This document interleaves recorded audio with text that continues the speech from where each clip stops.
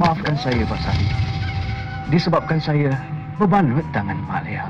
Barang yang lepas jangan dikenang, Aziz. Kita enjoy je. Oh, ini untuk Mak Leah. Oh, Yang penting, lantai aku bersih kau gosok.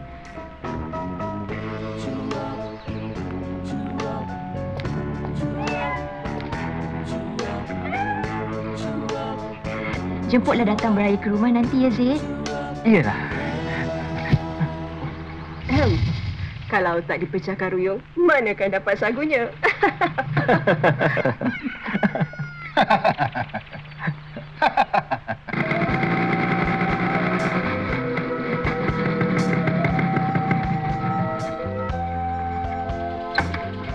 Nak ke mana ni, Mak Leah?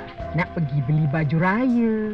Ah, Dengar katanya, warnanya in tahun ni merah jambu. merah jambu. Walaupun murah, elok terletak bajunya. Apatah lagi kalau pakai sedondon, bagai pinak dibelah-belah.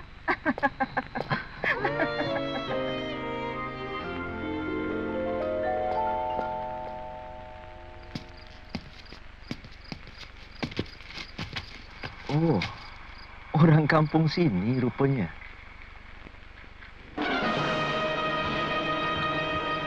Pandang-pandang, mata bertentang.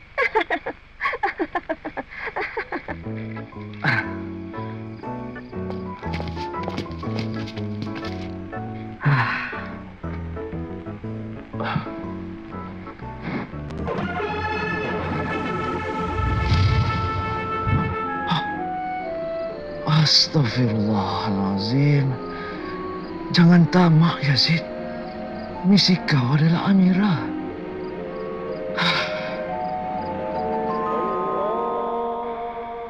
Parangan dari Lotus tak pernah mengecewakan. Amirah pasti takkan tolak aku lagi. Jemput masuk, Aziz. Buat macam rumah orang. Oh, ada kek Marble Lotus? Iya.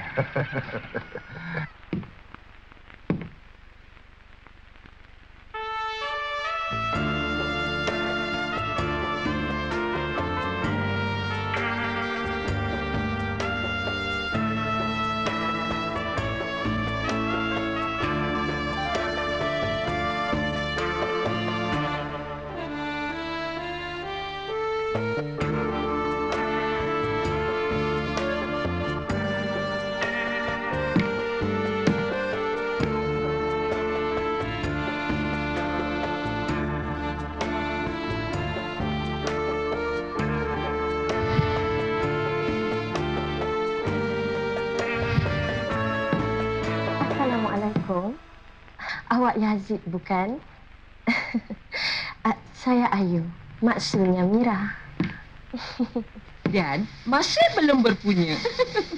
Wah, dari tersenyum melihat harga, terus berputik rasa cinta.